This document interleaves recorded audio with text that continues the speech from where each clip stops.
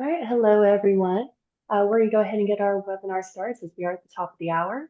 Thank you so much for joining us today. I'm just going to do some quick little introductions before I turn it over to Sarah. So my name is Lacey. I'll be helping with some of the Q&As during the presentation and giving a brief little overview on what we're going to be covering. And then Sarah is actually going to be running through the presentation for us today. Sarah, go to the next Yeah, slide, please. sorry. Thanks. No, you're good. All right, so just a quick reminder on who this webinar is for. So this is for this alert admin panel. Some examples of those individuals could be you're an administrator, a responder, badge manager, SRO. Just another reminder, this is not for general staff. Okay, so the topics that will be discussed today, we're going to be starting off with the function and capabilities of the mobile and computer applications, then how you access the web portal, how to train your staff, and then we're going to conclude with a live Q&A portion at the end. As we're going through the presentation, if any questions come to mind, you should see at the bottom a section where it says Q&A, and you can go ahead and type a question in there. If I'm able to provide an answer, maybe it's something a little more brief, I'll go ahead and reply to you in that section. Otherwise, it might be a question if it requires a little bit further detail that we'll save till the end that Sarah can help assist with. So Sarah, whenever you are ready. All right. Thank you, Lacey. Welcome, everybody. We are really glad that you are here today. This is kind of an overview of what we have done when we have been on site for those of you who have been present when we've done our on-site training. I know some of you may be new to your positions and so haven't been there. We're going to start with kind of the functions and capabilities of the mobile and computer application, and that's how responders receive alerts, can close alerts, and then also activate those alerts. So when an alert is received and a responder has downloaded the Crisis Alert app to their mobile device, it comes in as a notification first. On an Apple device, actually on any device, you need to allow alert notifications when installing the app the first time and allow critical alert notifications. So you get a notification that it's an alert. On an Apple device, it will sound like an Amber Alert coming on, even if you're coming in, even if your sounds are off. On an Android, if your sounds are off, you won't hear the noise, but you will get that notification. You tap on that notification that you received, and it pulls you to the second screen here, where it tells you Unified High School, there's one alert. It was a staff alert. It was done 26 seconds ago, and that clock will continue to click to let you know how long that alert has been open. Gives you information near where that alert was triggered and who triggered it. You tap on this alert itself, and then it pulls to a screen, to a map of your school with a dot flashing as to a location as to where that person is. With 2 fingers, you can zoom in and out of that map to make it easier to see if need be. Once an alert has been received, then it needs to be closed, and you never want to close an alert too early. 2 reasons for this. One, you want to know why the alert was triggered. That gives you the information that you can collect, that data that can help drive decisions at your school. The other reason is when you close an alert for you, you close it for every responder. So there was an assistant principal at a school. It was passing period and a fight broke out. She used her badge to trigger an alert to get help because she knew she was going to need assistance. But as she was an assistant principal, she was also a responder. And so her mobile device went off with the alert. And she thought, oh, I know the reason for this alert. I'm the one who triggered it. So she selected the reason and closed it out, and nobody came to help her with the fight. Once you do know that an alert has been responded to close it, down here at the bottom, you'll see this close alert. You tap that, and then it will ask you to select a reason. It will not close it until a reason has been selected, and then you tap close alert. From the mobile device, you can view the alert history, so you can see who and where alerts have been triggered. You can sort by day, week, and month. And I will show you also on the computer portal how you can export alerts reports where you have a little bit more capability as far as sorting and getting more detail about these. As an administrator or as a responder, some of you will have the ability to trigger some other campus-wide alerts. All staff can trigger two types. They can do a staff alert, that's that 3 clicks, I need help, or they can do a lockdown alert, which is the continued clicks of the badge. For the campus-wide alerts, these are some sample ones that have been set by various districts. It is customizable to what your district specifications are. Some only have a lockdown, some have others. To do this from the mobile app, you start by pressing that red button at the bottom of the app. And it's going to be a 4-step process. It's going to ask you to select the location that you are at. Many of you will only have one location, but some of you may be assigned as a responder at more than one location. So you need to make sure you're selecting the correct location. Then it will ask you, what kind of an alert do you want to trigger? Is it an evacuate? Is it a lockdown? You select that and tap continue. It's going to ask you to confirm it. Are you sure you want to do this? You're doing a lockdown at the Unified High School. Is this correct? And you literally have to take your finger and slide it across that red arrow there. And then it brings you to this screen and it's a 5-second countdown. So if the situation has resolved, you don't need to trigger that alert. You can cancel the alert here. At any point in this, you can back out by clicking the red X either at the top left or top right corner of whichever screen you are in. Important to note that when you activate an alert from the app, either the computer or the mobile app, specific room location is not given. And that's because the app does not communicate or send that location information to our system. It will send that you want to do a lockdown or a shelter at ABC Elementary, but it will not say where you are when you triggered that alert. The computer app, it's very important that you log into this. On a Mac, you would look for this icon, the CENTEGIX icon up at the top right. On a Windows-based computer, you would look down at your taskbar and there's a little up arrow here, and you click on that and you find the login, and you want to right-click on that login and then use your credentials to log in. It's the same credentials for the mobile app as for the desktop app. And logging into the desktop app is what allows you to get the maps when alerts are triggered on your computer. So it's a really important step. You want to make sure you do this. It will not log you out. It should be pretty much a one-time login. You may need to check it after you've had like a computer system update. Just make sure you're still logged in, and you can do that by finding the icon, clicking on it. If it says log in, you know you've been logged out. If it doesn't say log in, if it says view or log out, then you know that you are still logged in. Once you are logged in, it brings you to what's called the dashboard. And when an alert comes in, it will pop up automatically. And it looks like this. It's all on one screen. On the mobile app, it's multiple screens just because of the nature of the size of the screens on mobile devices. On the computers, it will be all on one screen. So you have the map of your site. You have that red dot showing you where that person is. Over on the right, it gives you information about the alert. You can also close an alert from the computer as well. You tap that close alert, and again, those choices will come up that you can select.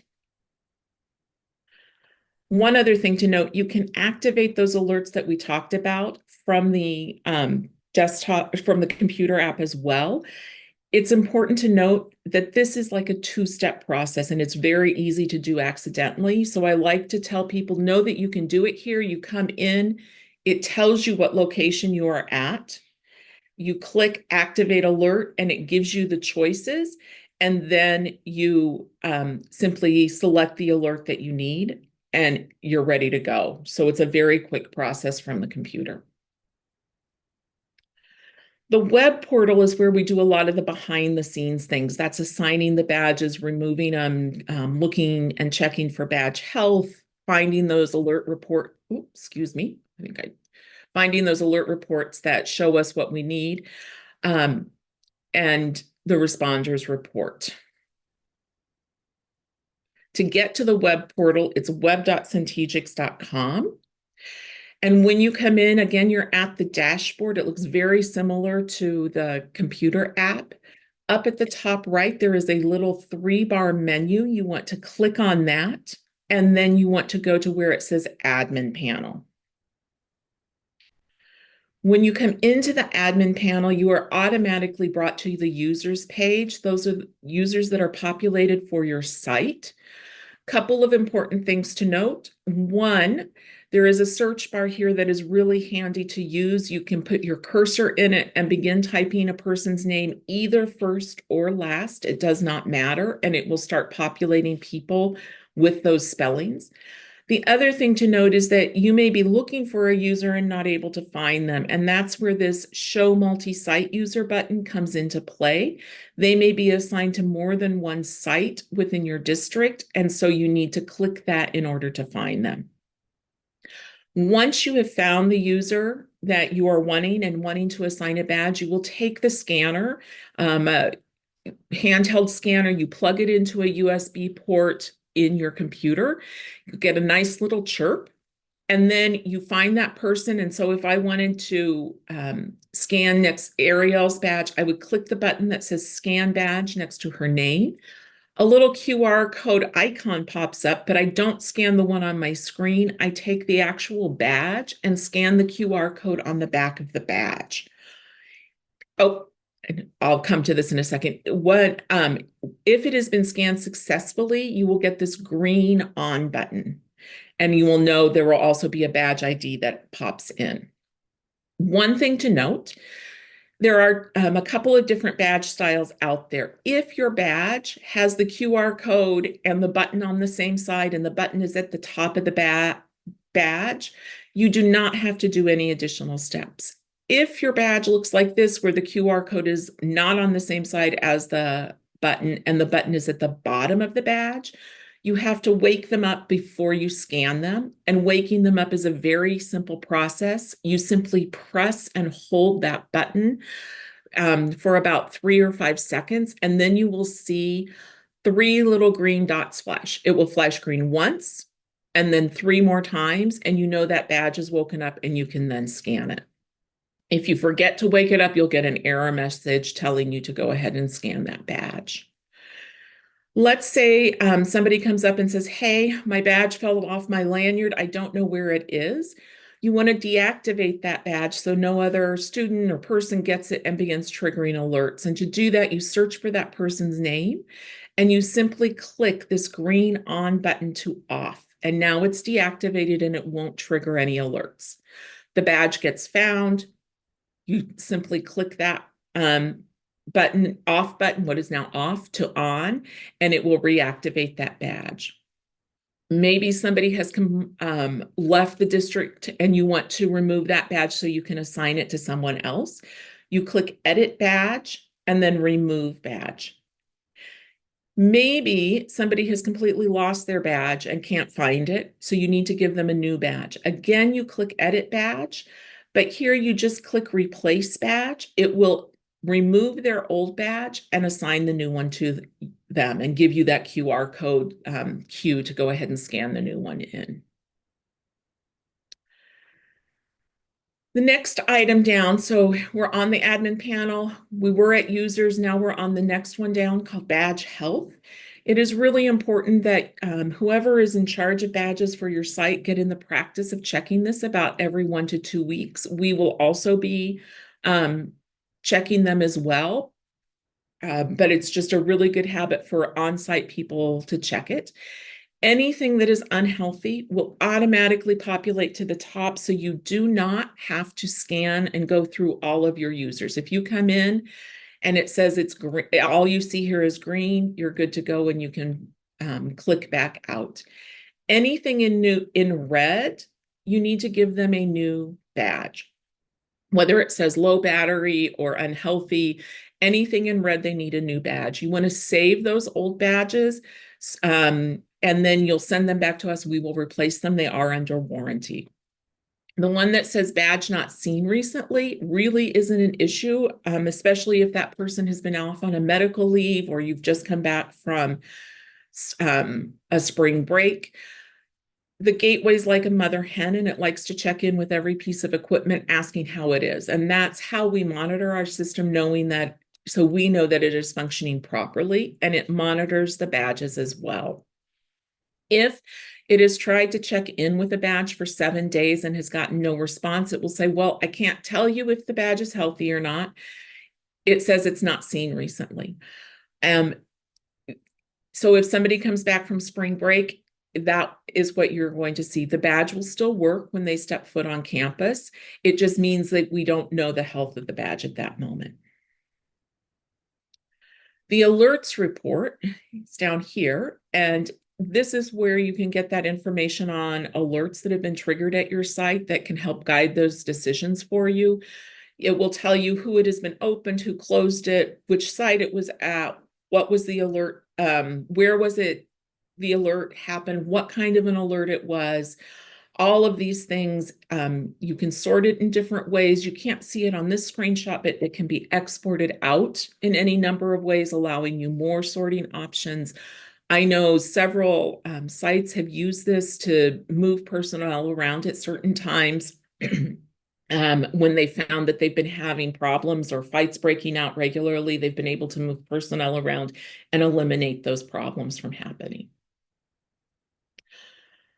Here is the responders report. It's a good idea just to check this so that you know who has what capabilities at your site.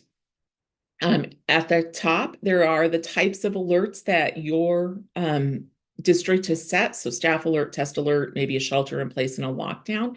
It tells you who is going to receive those and who can activate them from the mobile app or the desktop or the computer app, and who also has permission to close them. To see who is assigned to those specific responder types, you click the little arrows here and it will expand and show you the people that are assigned to that. Depending on how large your district or your site is, you may have to scroll down to see everybody who's been assigned to that, or scroll over to see all your alert types. We do have a support portal. It is found again up at the admin panel, support portal. It will take you to success.centegix.com, and there are all sorts of topics you can sort, you can search for. If you forget any of these things or need additional information, it's a very good resource and a wealth of information. One of the things we want to talk about is training your staff, going over some best practices, avoiding those inadvertent lockdowns, and how to put the system into badge training mode. So you want to start by showing a 5-minute staff video when you're training your staff the first time, and you can get that at that support site I just mentioned, success.centegix.com. If you go into there and if you type in video, crisis alert video, or you can go to the training resources and the CENTEGIX crisis alert video. After you have done that, you want staff to practice using their badge in badge training mode and doing it one at a time. You don't want everybody pressing their badge at the same time. Then you want to wait when you have set the system into badge training, and I'll talk about this a little bit more, and you're going to start before you start you're going to wait before you start activating alerts. Distribute those badges one at a time, assign them a time for each staff member practices an alert. This makes sure that you've gotten the correct badge to the correct person, and that every staff member knows how to initiate an alert. As silly as it may sound, sometimes people do not press the badge quick enough in quick succession, and they don't trigger an alert. So it's really important that they get the feel for it and know how to do it. And then you're going to wait after the last alert was triggered before ending the badge training mode. One of the things that we know is training is really important. There's a lot of information on this slide, so I'm going to kind of boil it down to one. Training your staff is really important, and it's not a one and done training. There's that initial training at the beginning of the year, but then you're going to want to revisit this again during staff meetings. Quick give them little scenarios. This is happening. Do we use our existing protocols? Are we going to use the badge? If we use the badge, how are we going to use the badge? Is it a 3-click or is it an 8-click? So training is really, really important. Same with responders, new responders coming into your district, training them about how to trigger alerts from the desktop or the computer, and the mobile app is important, especially because on the computer it can be done so quickly. Sometimes they are triggered inadvertently there. Again, if an inadvertent lockdown does occur, you're going to want to communicate with your students, your staff, let them know it was not a true lockdown, and then review your protocols and procedures. So to put the system into badge training mode, you are again in the admin panel, and under badge health, there is badge training, and you're going to click schedule training session. It's going to ask you to select the duration, and you always want to allow more time than you think you need, because if staff are still practicing with their badges and the training session ends, it will begin triggering live alerts. You cannot extend it. You can always end it early. So I would say for a staff meeting, say 2 hours. And then select the start time. You just want to say start now.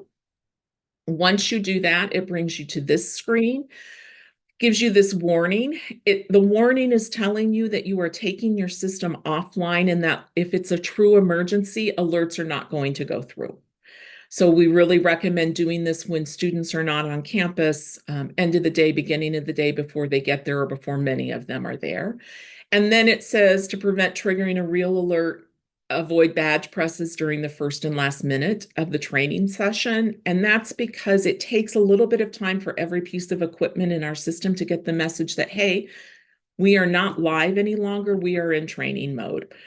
And I speak from personal experience of not having waited long enough, both at the beginning and at the end, and started triggering live alerts. So then it will say, once you acknowledge, you say, yes, I do want to create this session. And then it will say, success, your session has started, and you click that OK button. And it brings you to a screen that looks like this. Here, there's a little circle going. It's not the blue wheel of death. It's just counting down. It tells you how much time is remaining in your session. And it will tell you what kind of activations people are triggering. Here, down below, when a staff member triggers an alert, their name will appear down below this activation details line. It tells you the name of the person, where they are near, what type of alert they created, what their badge ID number is, the date and the time that it happened. As your staff members do this, they come in the order. The one at the top is the last alert received. So it's easy to do this if you are at a staff meeting and say, okay, kindergarten, come up, give them to the kindergarten teachers, each of them press their badge. They can then see their names come up. They have the correct badge. They were able to trigger an alert correctly. Great. First grade, you're come up. Do it in that fashion. At the end, you want to look at this time. It says it's 11:07. I would then wait, just from my own personal experience, probably until 11:10 or 11:15 before I ended the session if I wanted to end it early. You can also just let it end on its own and let it count down.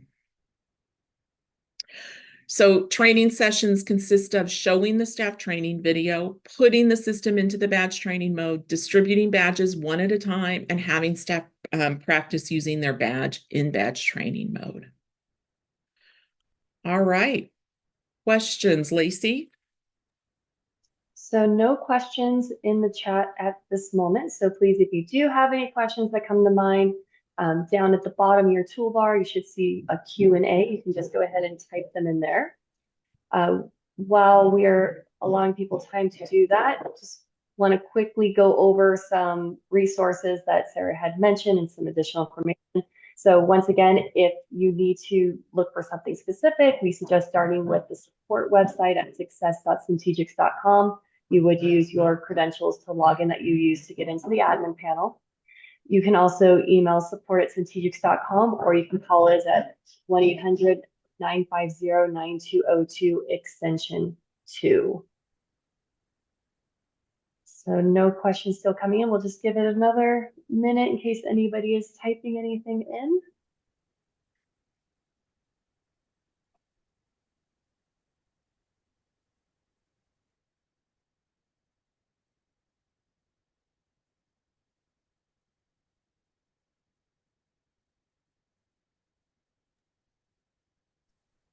All right, so we'll go ahead and conclude the webinar for today. Again, if you have any questions that do come up, we have those 3 resources on this page for you to utilize. But thank you all so much, Sarah. Thank you for an excellent presentation. And we hope that everybody has a wonderful rest of your day. Thank you all. Thank you. Bye.